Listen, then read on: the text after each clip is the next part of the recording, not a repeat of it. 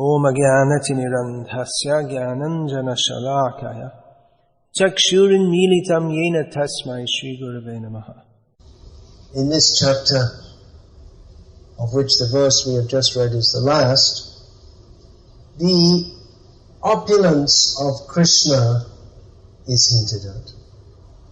As the opulence of Krishna as manifested in the world is described to some extent. How great is Krishna? Krishna is summarizing in this verse which we just read. All these vast universes are displayed simply by a fragment of Krishna's energy. So let us try to understand that how tiny we are compared to the vast universes, and to Krishna how tiny these universes are.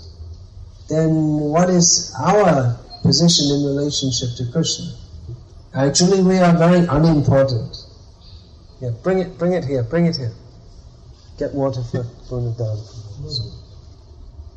If we consider how tiny we are, even in relation to this earth planet, we are very unimportant. Ahani bhutani gachantiha yamalayam. Daily so many people die. In Bombay, on the local train system, about 10 to 15 people die every day. It's not even reported in the paper, and the trains don't even stop, the trains that kill them. They just go on. Some people in this world are important, considered important. Господин Putin, is that how you say? Mr. Bush, Tony Blair. Now Tony Blair is going to become unimportant. He's going to resign. So they seem very important. But their importance is what? In the ant's nest there is the chief ant, queen ant. Among the ants they think that the queen is, she's amazing, so important. But the farmer farming his fields, he just, with the tractor, just goes through the whole anthill and smashes it to pieces, the ant's nest, and smashes it to pieces, including the queen. He doesn't even say sorry afterwards. So someone may be a big person in this world for a short time. What was the name of the Tsar at the Bolshevik Revolution? Alexander II or something, was it? Nikolai II. Alright. Can tell that? Who was the Tsar before that? Who can say? They can say? Alexander III. What was the name of his Prime Minister? Now they're really stuck. Unless we have any history majors.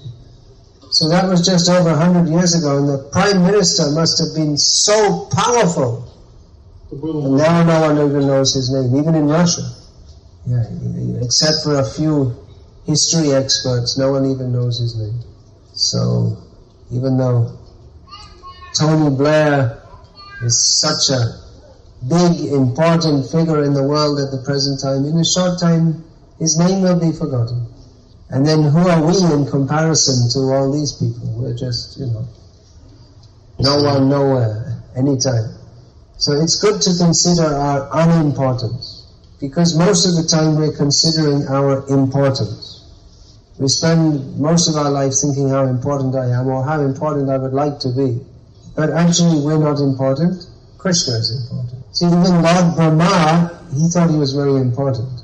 Now Lord Brahma is about 560 million trillion zillion times more important than Tony Blair, or even Господин Putin for that matter. No, 560 million billion trillion. Approximately. So, you couldn't blame him for thinking, I'm important. But when he came to Dwarka, he wanted to see Krishna. He came to Dwarka. And the doorman said, good day. What do you want? I said, well, I'd like to see Krishna. I said, okay, what's your name? I'm Brahma. Okay, just wait a few minutes. Then he came back and Krishna asked, which Brahma? So Brahma went in and said, well, he asked Krishna that, you're asking which Brahma, but I've got 4 heads, I'm looking all over the universe. I never saw any other Brahma. Who are the other Brahmas you thought I might have been? Then Krishna showed him so many Brahmas. Brahma thought I was great with having 4 heads, but some Brahmas had 400 heads or 4,000 heads, and so on. So we're very unimportant in comparison with any head of state. Any head of state in this little planet is very insignificant in relationship to Lord Brahma. And Lord Brahma is very insignificant in relationship with Krishna. So, on the whole, we are unimportant. So, what should we do? Should we all go and commit suicide or what? We could do some service by committing suicide. We could, contribute our bodies contribute our kidneys and our eyes, and the rest of the body could be used as dog food or something like that. Why do we think we're important? Well, actually we are important. How are we important? Because Krishna loves us. Krishna is important. Krishna is the center of existence. He is existence. Without him, nothing else can exist. There's no question of without him. It's unimaginable and impossible. Everything rests upon him. Sutre manigana eva. Just everything rests upon him, just like pearls are strung on a thread. It's an interesting example that if you see pearls, they're hanging around someone's neck and they don't fall down. How is it that they don't fall down? Because of string. They're strung together. But we don't see the string. But at the same time we know that without string, the pearls cannot remain in a necklace. So like that, we may not see Krishna, but he is holding everything together. Krishna is the principle on which everything exists. And although he is infinitely greater than we infinitesimal souls, at the same time he has infinite mercy and love toward us. Krishna wants to have a loving relationship with all of us. And although we are infinitesimal in comparison even to this universe, and the universe is infinitesimal in comparison to Krishna, still Krishna is ready to accept us as an equal. Or even Krishna is willing to accept a position of subservience to us. Because to Krishna, might, opulence and glory are not as important as loving relationships. Krishna is mighty, there is no doubt. And it is our duty to worship him. But Krishna, more than formal worship, Krishna is interested in our actual love toward him. So in Bhagavad-gita, the supremacy of Krishna is established. That Krishna is supreme is stated in various ways in many verses of Bhagavad-gita. Who can say, please raise your hand if you can say one verse in Bhagavad-gita which indicates the supremacy of Krishna. You can say, Brahmapad, Brahmachari, studying all the Shastras. Say, Aham sarvasya prabhavo, natas sarvam pravartate. Yeah, that's half a verse which states the point, which you can give the translation of. Aham sarvasya prabhavo, natas sarvam pravartate. Smita Krishna, you're distributing so many books. Tell us one verse from one of those books which establishes the supremacy of Krishna. That's not Bhagavad-gita. No, that doesn't establish the supremacy of Krishna. That establishes that we should worship him. You should know, Prabhupada would also take his book distributors by surprise and ask them questions from the books to check if they knew what they were distributing. Now, all my disciples have come to sit at the front. In the next lecture, they'll all hide at the back or wait outside or something. Better you learn the verses and come and sit at the front. Then Sadashiv, you're a Pandit. Mata Parataram Nanyat Kinchit. It's a struggle. Okay, Kinchidasti. Alright, that's enough.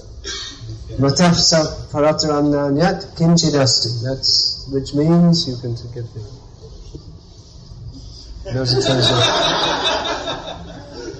How you're putting him on the spot.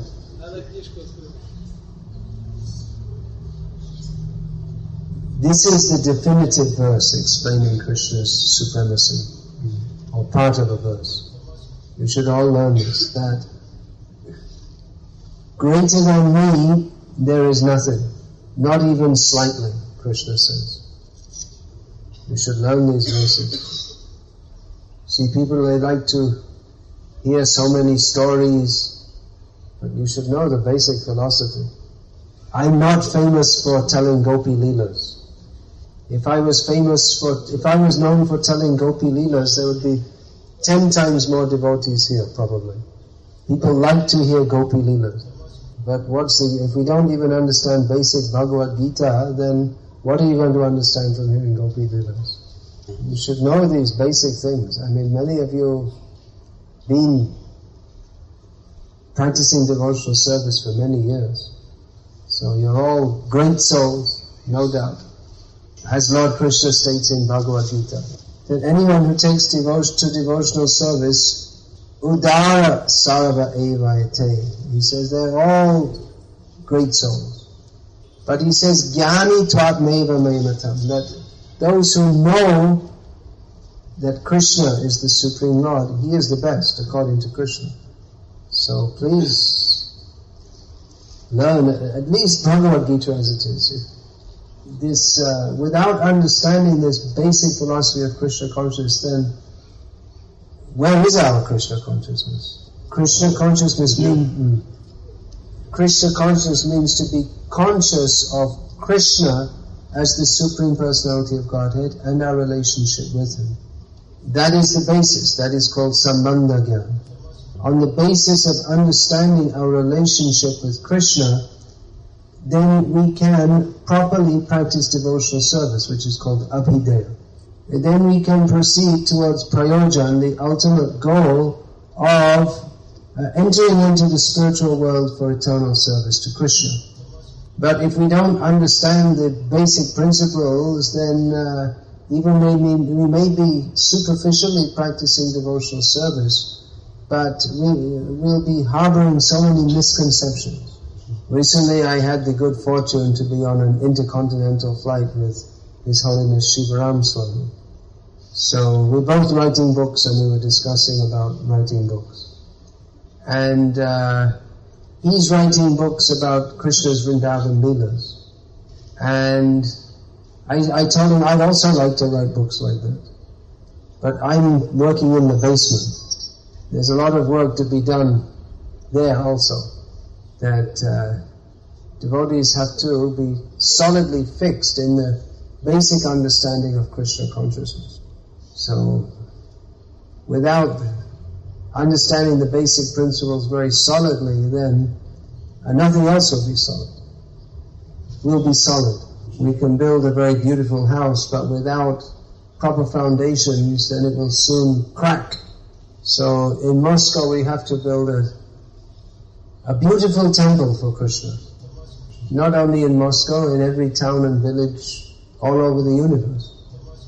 Foundation has to be very solid. The foundation means that the devotees have to be solidly fixed in Krishna consciousness. If the temple is built with very beautiful architecture and design, but the devotees are not solidly fixed in Krishna consciousness, then Krishna cannot be worshipped properly. So what are the basic principles? We should all understand very clearly. The first one is, well, how do we receive knowledge? What do we accept as authoritative knowledge? How shall we learn what is actually the truth? Shall we go to Tony Blair? We mentioned his name already in the lecture a few times. Well, he's an exposed liar, so no hope of getting any truth. No hope of getting the absolute truth out of him, because, even in temporal matters, he's a liar. And all politicians are liars. So, how shall we find out what is the ultimate truth? There used to be a newspaper in the Soviet times. They're still going on, Pravda. Is that newspaper still going on? But can you find out the ultimate truth from reading that newspaper? What is the purpose of life and how to attain it? Will you find from the newspaper? Do they teach you at school? Amnaya praha tattvam. The absolute truth is received through, it's received from Shastra as received through the parampara of perfect acharyas. So this point we should know. We don't learn about Krishna from flashes or lightning flashes within the brain. It's not that a guru touches us and we get an electric shock and we get spiritual realization. It's not that we can have some dream and all of a sudden we understand the absolute truth. But the solid, eternal system of receiving transcendental knowledge is the same for everyone.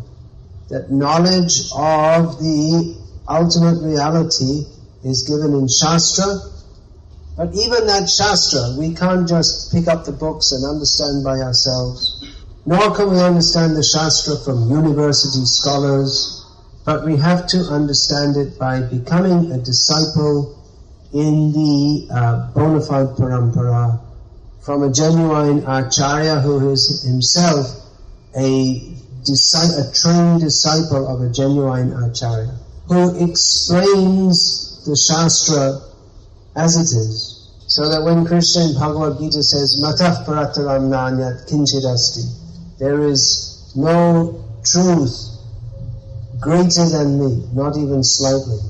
The acharyas explain this as it is.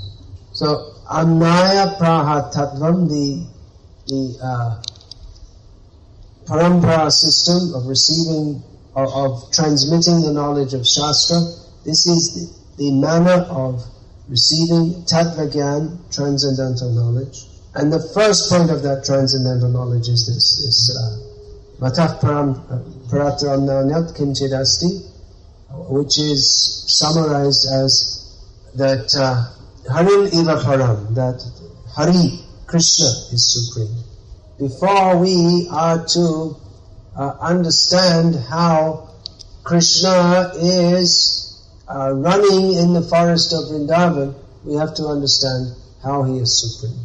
He is Sarva Shaktim, replete with all energies. That is his opulence, his magnificence, his power. But he is also Rasabdhim, he is also an ocean of rasa. So both these sides, they're not actually both sides, but they're two perspectives of understanding the supreme reality. That he's all powerful and he's also full of rasa. He's the ocean of rasa. Tadvibinang shamsta jivam, and the jivas, the tiny parts and parcels of him, they are his separated parts and parcels. Now, the jivas in the conditioned state are prakriti kavalitan, they are under the control or within the grasp of Maya. This is our situation. But the liberated souls, they are tadvimuktat, they are free from the clutches of Maya. Achinta bheda bheda sakalam ivaharim. Everything is inconceivably the same as or non-different from and different from Hari, the Supreme Lord. So these are 7 points of Sambandha Gyan, the 7 basic points of Sambandha Gyan. These are in essence, but these should be discussed carefully, thoroughly. And on the basis of this, we should perform sadhana for attaining to Krishna. What is that sadhana? There is yoga sadhana, karma sadhana, jnana sadhana. But the sadhana, or the method of practice for attaining to Krishna, is Shuddha Bhakti, or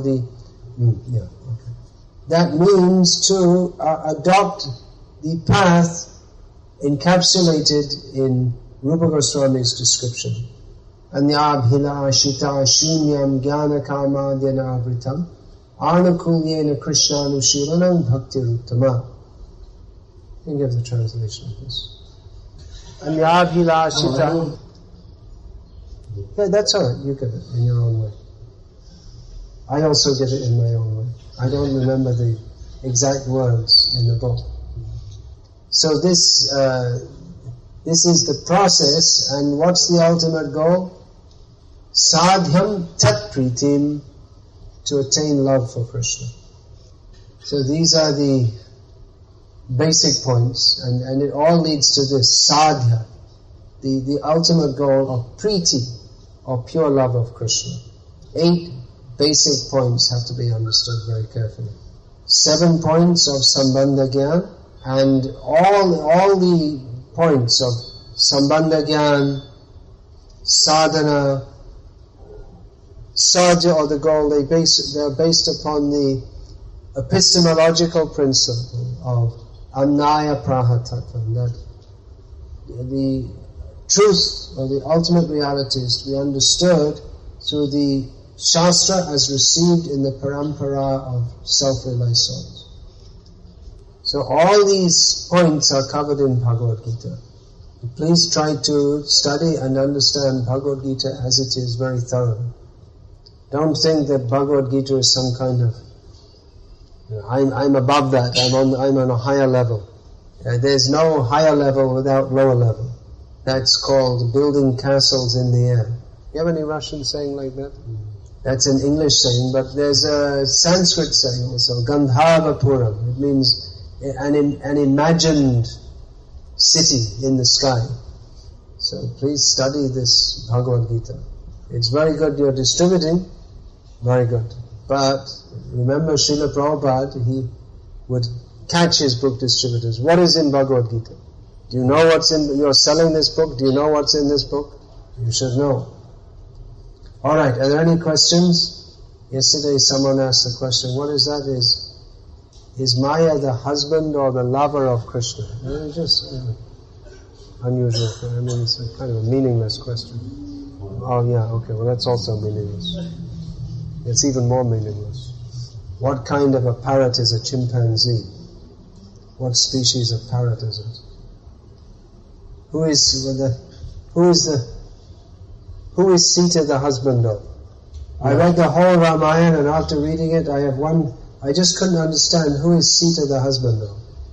Srila Prabhupada gave this as an example of the kind of question that we shouldn't ask. Because if you read the whole Ramayana and you think that Sita is the husband of someone, then you miss the whole point of the whole story.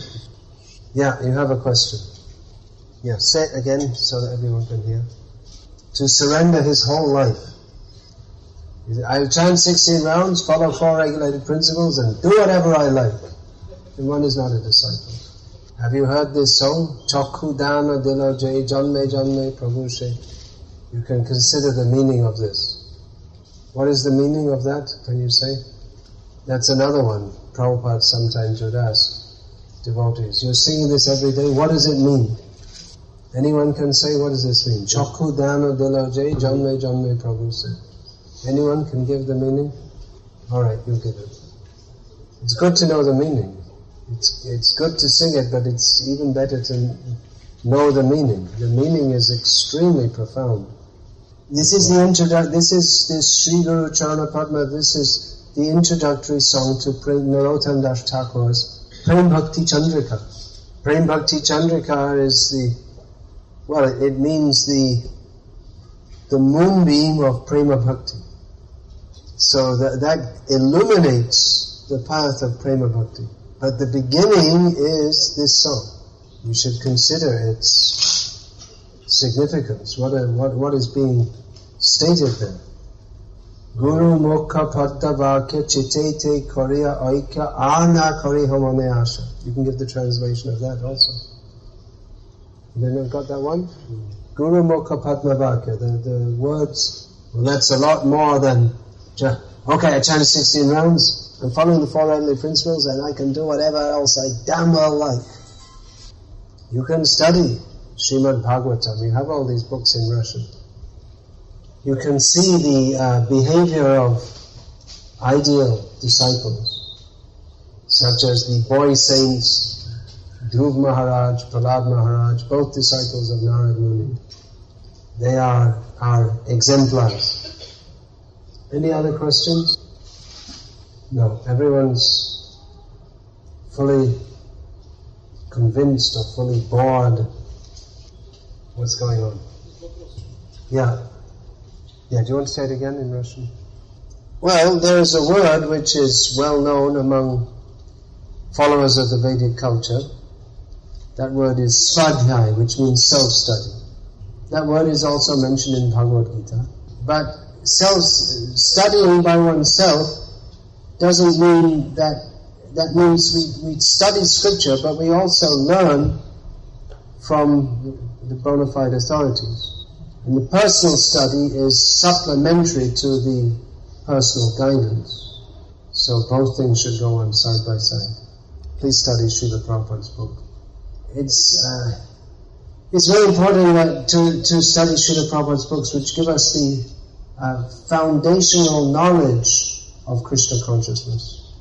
Nowadays there are many, many other books other than those of Srila Prabhupada which are available for devotees to study. But the books which Srila Prabhupada has translated and commented on are the foundational books of our Sampradaya. Srila Prabhupada especially recommended the study of 4 books. Bhagavad-gita as it is, Srimad Bhagavatam, Bhakti Rasamrita Sindhu, and Sri Chaitanya Charitamrita. Of course, Srimad Bhagavatam and Chaitanya Charitamrita are published in many volumes, but they're one book in the sense they're one work each. Now, of these 4 books, 2 are ancient scriptures. Bhagavad-gita is accepted by almost all schools of Hinduism, and there are just a few strange and unorthodox schools which don't accept it. Srimad Bhagavatam is also widely accepted, principally by Vaishnavas, but there are Mayavad commentaries on Srimad Bhagavatam also. The Mukti Phala Tika of Bopadev is Mukti Phala means by studying this commentary one will get the result of Mukti. So Gita and Bhagavatam, they have to be understood from Vaishnavas to get the actual result, which is that beyond Mukti there is Bhakti. So these 2 ancient scriptures, Bhagavad-gita and Srimad Bhagavatam, and 2 more recent books dating from about 500 years ago, the Chaitanya Charitamrita and Bhakti Rasamrita Sindhu, which these 2 books, Bhakti Rasamrita Sindhu and Sri Chaitanya Charitamrita, are based on the principles of Gita and Bhagavatam. So there are many books which can be read, but these 4 books are most important.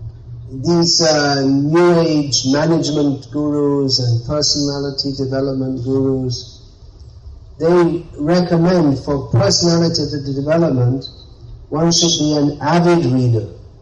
Avid reader means you read a lot. And they recommend that you should read quality literature. Even probably the most famous of the New Age management guru Stephen Covey, he recommends among the books that you should read is Bhagavad-gita. So they're recommending even to be a success materially, one should be aware of what's going on in the world. One should be increasing his understanding all the time by imbibing quality literature. Reading quality literature means to imbibe the thoughts of developed persons. If we read cartoon books, we fill our brains with really rubbish. I mean, really rubbish. But if we read literature like that by Tolstoy, Shakespeare, then it's the thoughts of persons who have deeply considered the human condition and they share with us their insights. So actually these great writers, they are great because they do have significant insights on the human condition. At least in English, many of the common sayings or, like parables of wisdom, many of them come from Shakespeare. However, these persons of developed thoughts, they can see the human condition, but they don't have answers. They don't have ultimate answers to our problems or knowledge of the ultimate reality. So the best literature is that which comes from fully self-realized souls, from the Supreme Personality of Godhead Himself. Bhagavad-gita is spoken by the Supreme Personality of Godhead Himself, and Srimad Bhagavatam is given by Vyas, who is the empowered incarnation of the Lord for presenting knowledge of Krishna, of the Vedic knowledge. So this literature is most uplifting. Srila Prabhupada presented these 4 books and other classics, Ishopanishad, Upadeshamrita, like this. So please read these books. And there are many other books which are being brought out. I recently saw, I didn't read it, but I saw it being published by our godbrother Bhurijan Prabhu, a huge volume which it's a study guide to the first 4 cantos to Srila Prabhupada's edition of the first 4 cantos of Bhagavatam. So this is very wonderful that disciples of Srila Prabhupada are so much absorbed in his teachings and are sharing their realizations with others in the form of books. Yeah. Please read the question. You want a one-line answer? Well, many could be given. Go on chanting. Have faith in Krishna's mercy.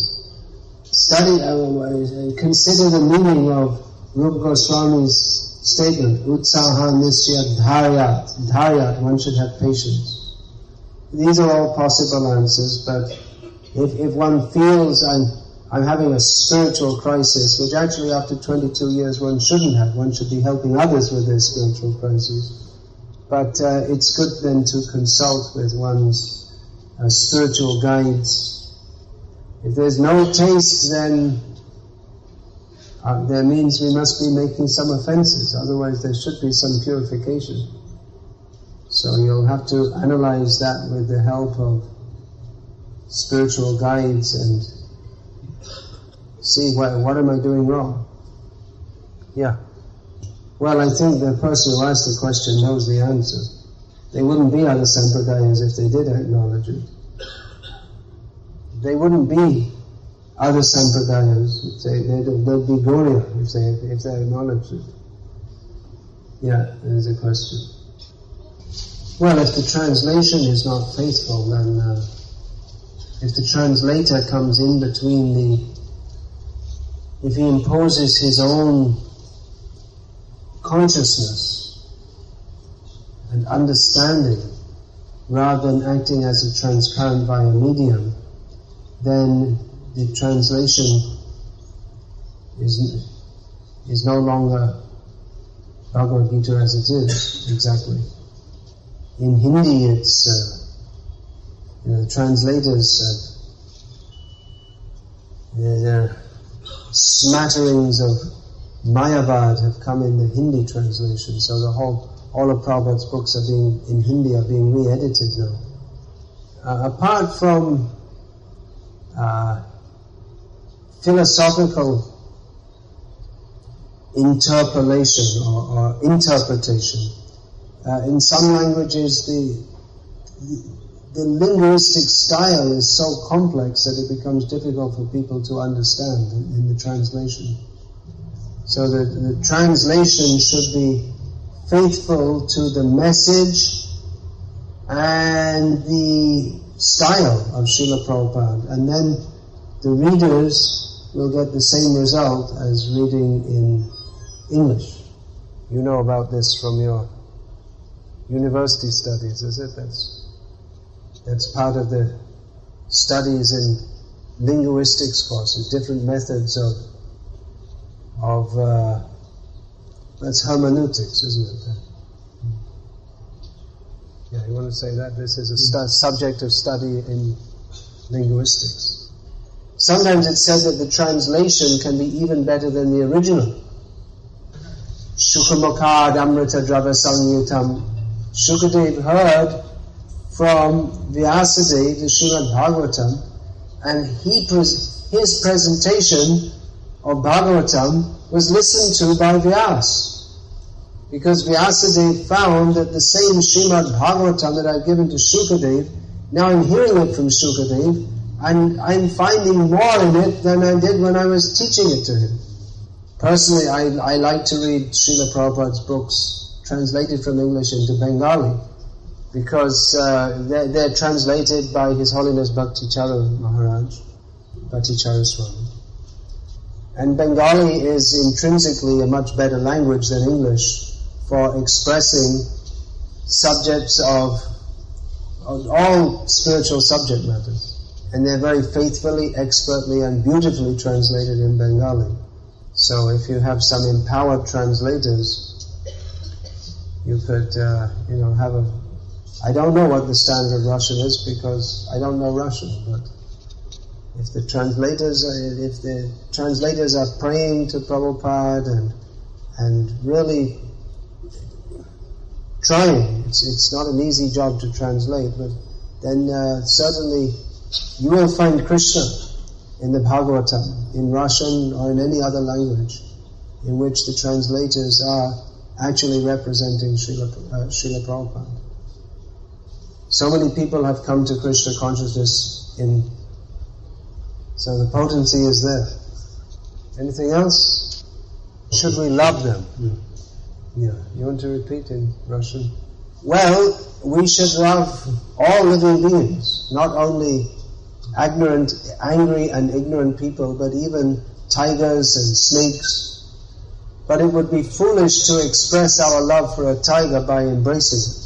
So, yes, love all living beings, but we also have to be aware of different people's characters and reciprocate with them accordingly. If someone is drunk and violent, then even though we may wish them all the best, it would be advisable for us to keep away from them. We have to learn what love is. In the material condition, we don't know what love is.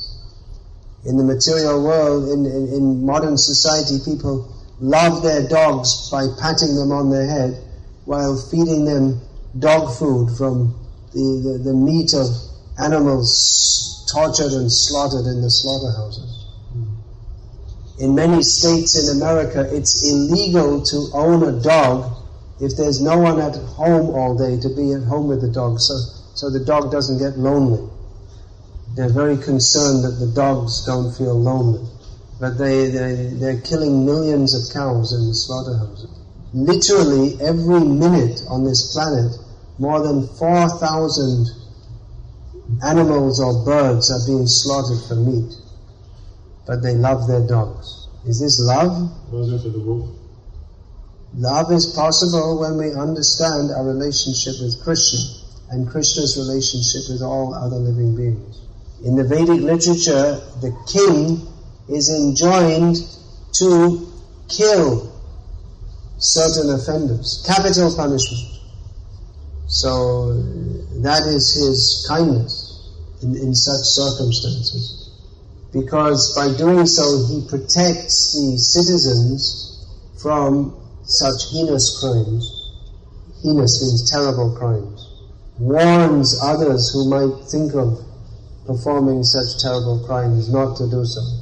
And frees that criminal from the terrible karmic consequences he would have to undergo if he were not subject to capital punishment. This may seem like certain moral questions seem very difficult. About 2 years ago, was it? 2-3 years ago in Moscow, some terrorists took over a cinema hall. How long ago was that? 4 or 5, whatever, yeah. And eventually the police or commandos or whatever it is went in there and killed all the terrorists. No trial, nothing. So the moral implications of this were discussed throughout the world. How are we to understand what is right and what is wrong? We have to understand from Shastra, or Scripture, which is the Word of God. The bombing of Hiroshima and Nagasaki was justified with that if that had not been done, the Second World War would have continued much longer and there would have been much greater loss of life. So is that love or not love to drop the nuclear bombs? What do you think? At least in the Vedic literature there's no allowance for killing citizens who are not involved in the fight. Modern warfare is actually demoniac. Bhagavad-gita was spoken before the battle of Kurukshetra. Only the Kshatriyas were called to fight. Not that the whole society becomes bombed to pieces. There's certain rules of war. You don't attack even a Kshatriya won't attack another Kshatriya who's not armed.